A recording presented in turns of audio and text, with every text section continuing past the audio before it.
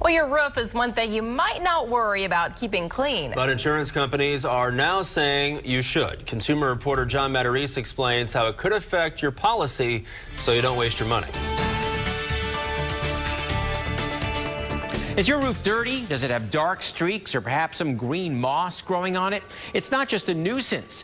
Insurance companies, believe it or not, are now canceling policies because of roofs they consider to be too dirty.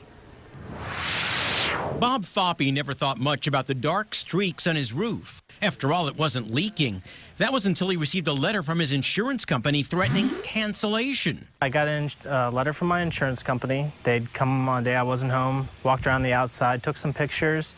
And didn't like what they saw. The letter indicated mold and algae staining his roof and vinyl siding on the shady side of his house. They said if I didn't correct it, that they could terminate my policy. We get phone calls every week from homeowners that are... Mike Jackson runs a siding and roof cleaning business that's getting a lot of business these days now that more and more insurance companies are warning homeowners to clean their roofs. It catches them by surprise because roof stains kind of go unnoticed until they get the letter. The reason for these letters, moss can eventually damage asphalt shingles, and insurers don't want to pay for a new roof. And really, they don't need to be replaced, they just need to be cleaned. A new roof costs $5,000 to $10,000. A professional cleaning, about $500. Bob Foppe decided to hire a cleaner. And they used their cleaning solution and scrubbed it.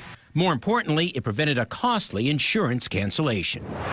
Websites are filled with suggestions for cleaning your roof yourself, and yes, you can, but two cautions. One, standing on a steep roof is a serious safety risk. And two, if you blast your roof with a garden hose or pressure washer, you can seriously damage the roofing shingles. So be careful and don't waste your money.